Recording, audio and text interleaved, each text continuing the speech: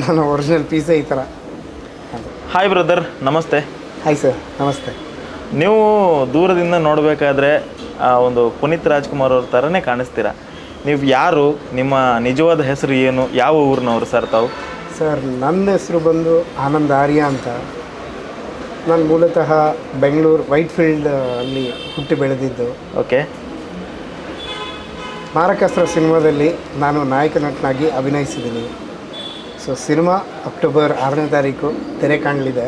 So ದಯವಿಟ್ಟು ನಾನು ಕೇಳ್ಕೊಳ್ಳೋದು ಒಂದೇ, ಕರ್ನಾಟಕ ಜನತೆ ಹಾಗೂ ಮಂಗಳೂರು ಜನತೆಗೂ ಅಷ್ಟೇ, ಸಿನಿಮಾ ನೋಡಿ. ಸಿನಿಮಾ ತುಂಬ ಅದ್ಭುತವಾಗಿದೆ, ಆಶೀರ್ವಾದ ಮಾಡಿ ಅಂತ ಕೇಳ್ಕೊತೀನಿ.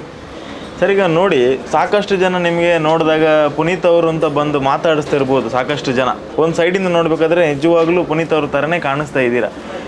ಬಹುಶಃ ಈ ಒಂದು ಲುಕ್ ಸರ್ ನಿಮ್ಮ ಲೈಫಲ್ಲಿ ಎಷ್ಟನೇ ವಯಸ್ಸು ಆದಮೇಲೆ ಬಂದಿದ್ದು ಅಂತ ನಿಮ್ಗೆ ಏನಾದರೂ ಅನ್ನಿಸ್ತಾ ಇದೆಯಾ? ಯಾವಾಗಿಂದ ಜನರು ಹೇಳಿಕ್ಕೆ ಶುರು ಮಾಡಿದ್ರು ನೀವು ಪುನೀತ್ ಅವ್ರ ಥರ ಕಾಣಿಸ್ತಾ ಇದ್ದೀರಾ ಅಂತ ಹೇಳಿ? ಸರ್, ನನಗೆ ಯಾವತ್ತೂ ಅವ್ರ ಥರ ಇದ್ದೀನಿ ಅಂತ ಅನಿಸಿಲ್ಲ. ಫಸ್ಟ್ ಒಂದು ತಿಳ್ಕೊಬಿಡ್ಬೇಕು, ನಾನು ಅವ್ರ ಕಾಲು ಧೂಳಿಗೂ ಸಮ ಅಲ್ಲ. ನಾನೊಬ್ಬ ಹೊಸ ನಟ, ಇಂಡಸ್ಟ್ರಿ ಕಾಲಿಡ್ತಾ ಇದ್ದೀನಿ ಸರ್. ಓಕೆ, ಅಷ್ಟೇ. ಸಿನಿಮಾ ಫೀಲ್ಡಿಗೆ ಬರಬೇಕು ಅಂತ ನಿಮಗೆ ಆಲೋಚನೆ ಬಂದಿದ್ದು ಯಾವಾಗಿಂದ? Of course Appu sir is my role model. So ಅವ್ರನ್ನ ನೋಡಿ ನಾನು ಫೈಟಿಂಗ್, ಡ್ಯಾನ್ಸ್, ಆ್ಯಕ್ಟಿಂಗ್ ಎಲ್ಲ ಇಂಟ್ರೆಸ್ಟ್ ಆಯಿತು ಸರ್. 2002 ಅಪ್ಪು ಸಿನಿಮಾ ನೋಡಿ ನನಗೆ ತುಂಬ ಇನ್ಸ್ಪಿರೇಷನ್ ಆದರು ಸರ್.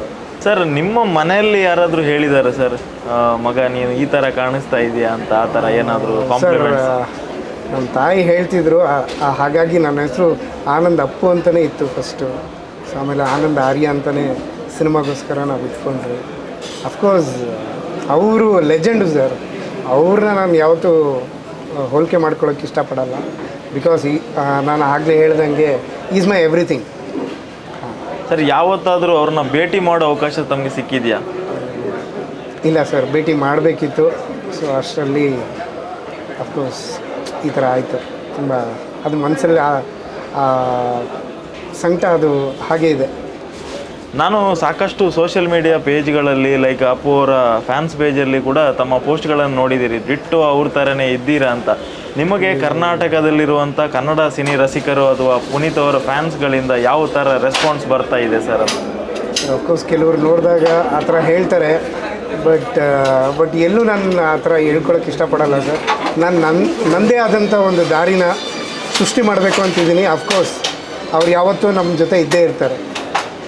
ನೀವು ಕೂಡ ಅವ್ರನ್ನ ತುಂಬ ಆರಾಧಿಸ್ತಿದ್ದೀರಾ, ಪ್ರೀತಿಸ್ತಿದ್ದೀರಾ ಅಂತ ಹೇಳಿದ್ರಿ. ನೀವು ಅವರ ನಟನೆಯನ್ನು ಮೆಚ್ಕೊಂಡು ಈ ಸಿನಿಮಾ ರಂಗಕ್ಕೆ ಬಂದಿದ್ದೀನಿ ಅಂತ ಹೇಳಿದ್ರಿ. ಈ ಒಂದು ಕ್ಷಣದಲ್ಲಿ ನಿಮ್ಮ ಮೊಟ್ಟ ಮೊದಲ ನಾಯಕನಾಗಿ ನಟನೆ ಮಾಡ್ತಾ ಇರುವಂಥ ಸಿನಿಮಾ ಬಿಡುಗಡೆಗೆ ತಯಾರಿಯಾಗಿದೆ. ಈ ಕ್ಷಣದಲ್ಲಿ ಅವ್ರನ್ನ ಮಿಸ್ ಮಾಡ್ಕೋತಾ ಇದ್ದೀರಾ ಸರ್ ನೀವು? ತುಂಬ. ಅಫ್ಕೋರ್ಸ್ ನಾನು ಇವತ್ತೇ ಅಲ್ಲ, 100 ಸಿನಿಮಾ ಮಾಡಿದ್ರು ಪ್ರತಿ ಒಂದು ಸಿನಿಮಾನೂ ಅವ್ರಿಗೆ ಡೆಡಿಕೇಟ್ ಮಾಡ್ತೀನಿ ಸರ್. ಏನಾದರೂ ಒಂದು ಕರ್ನಾಟಕ ಜನತೆಗೆ ಒಂದು ಮನಸ್ಸಿನ ಮಾತು ಹೇಳೋದಾದರೆ, ಯಾಕಂತ ಹೇಳಿದ್ರೆ ನಾವೀಗ ಸಂದರ್ಶನ ಮಾಡಬೇಕಾದ್ರೂ ನನಗೆ ಅನಿಸಿದ್ದು, ಯಾವತ್ತು ಪುನೀತ್ ಅವ್ರ ಥರ ಇನ್ನೊಬ್ಬರು ಇರೋದಕ್ಕೆ ಸಾಧ್ಯ ಇಲ್ಲ ಅನ್ನೋ ಒಂದು ಮನಸ್ಸು ನಿಮ್ಮನ್ನು ನೋಡಿದಾಗ, ಅಯ್ಯೋ ಅದೇ ಥರ ಇದ್ದಾರಲ್ಲ, ಒಂದು ಸೈಡಿಂದ ಪಕ್ಕ ಅಪ್ಪು ಸರ್ ಥರನೇ ಕಾಣಿಸ್ತಾ ಇದ್ದಾರೆ. ಯಾಕಂದರೆ ನಾವು ಹೋಗಿ ಅವ್ರನ್ನ ಭೇಟಿಯಾಗಿದ್ದೀವಿ ಸಾಕಷ್ಟು ಸಲ. ಹಾಗಾಗಿ ಒಂದು ಖುಷಿಯಿಂದ ನಿಮ್ಮನ್ನು ಮಾತಾಡ್ಸೋಣ, ನಿಮ್ಮ ಒಂದು ಅಭಿಪ್ರಾಯನ ಕೇಳೋಣ ಅಂತ. ಮಾಲಾಶ್ರೀ ಮೇಡಮ್ ಜೊತೆ ಕೂಡ ಈ ಸಿನಿಮಾದಲ್ಲಿ ತಾವು ನಟನೆ ಮಾಡಿದ್ದೀರಾ, ಅನುಭವ ಹೇಗಿತ್ತು ಸರ್? ಸರ್, ತುಂಬ ಖುಷಿ. ಆ್ಯಕ್ಚುಲಿ ಹೊಸಬರಿಗೆ ದೊಡ್ಡ ಕಲಾವಿದ್ರ ಜೊತೆ ಅವಕಾಶ ಸಿಗೋದೇ ಕಷ್ಟ. ಅಂಥದ್ರಲ್ಲಿ ನನಗೆ ಸಿಕ್ಕಿದೆ ಅಂದರೆ ಅದು ಅಪ್ಪು ಸರ್ ಆಶೀರ್ವಾದ ಅಂತಲೇ ಹೇಳ್ಬೋದು. ಮತ್ತು ಇನ್ನೊಂದು ಒಂದು ಹೇಳಲಿಕ್ಕೆ ಇಷ್ಟಪಡ್ತೀನಿ, ಅವ್ರು ಯಾವತ್ತೂ ಅಷ್ಟೇ ಸಿಂಪ್ಲಿಸಿಟಿ, ಎಲ್ರಿಗೂ ಒಳ್ಳೆಯದನ್ನೇ ಬಯಸಿ, ಒಳ್ಳೆಯದನ್ನು ಮಾಡಿ, ಒಳ್ಳೆಯದನ್ನೇ ಮನಸ್ಸಲ್ಲಿ ಇಟ್ಕೊಳ್ಳಿ ಅಂತ ಹೇಳ್ತಿದ್ರು. ನಾನು ಅದೇ ರೂಟ್ನೇ ಫಾಲೋ ಮಾಡ್ತಿದ್ದೀನಿ ಸರ್. ಅಷ್ಟೇ, ನಮ್ಮದು ಏನು ಎಕ್ಸ್ಟ್ರಾ ಆ ಥರ ಎಲ್ಲ ಏನೂ ಇಲ್ಲ. ಸೊ ನಾನು ಇರೋದೇ ಹೀಗೆ, ಯಾವುದು ಇಮಿಟೇಟ್ ಆಗಲಿ, ಯಾವುದು ಇದಿಲ್ಲ. ನನ್ನ ಒರಿಜಿನಲ್ ಪೀಸೇ ಈ ಥರ. ಸೊ ಮಾಲಾಶ್ರೀ ಮೇಡಮ್ ಜೊತೆ ನಟನೆ ಮಾಡಿದ ಅನುಭವ ತುಂಬ ಖುಷಿ ಕೊಡ್ತು ಸರ್. ಯಾಕಂದರೆ ಅಂಥ ದೊಡ್ಡ ಲೆಜೆಂಡ್ ಜೊತೆ ಕೆಲಸ ಮಾಡೋದು ಇದೆಯಲ್ಲ, ಅವರಾಗಿರ್ಬೋದು, ಮತ್ತು ಅಯ್ಯಪ್ಪ ಶರ್ಮಾ ಅವರಾಗಿರ್ಬೋದು, they are all legends. So ಅದನ್ನು ನಾವು ಆ ಖುಷಿನ ನಾವು ಫೀಲ್ ಮಾಡಿದ್ದೀವಿ. ಆ್ಯಂಡ್ ಅವರು ತುಂಬ ಸಿಂಪ್ಲಿಸಿಟಿ ಸರ್.